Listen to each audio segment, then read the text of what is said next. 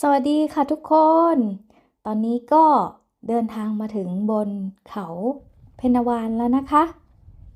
เป็นเขาที่สูงที่สุดในเวลใต้ค่ะ รู้สึกประทับใจค่ะ แล้ววันนี้แดดดี ลืมเอาหมวกมาด้วยค่ะ แดดดีมาก ก็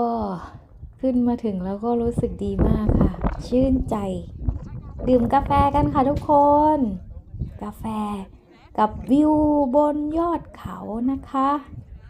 ยอดเขาเพนวานค่ะ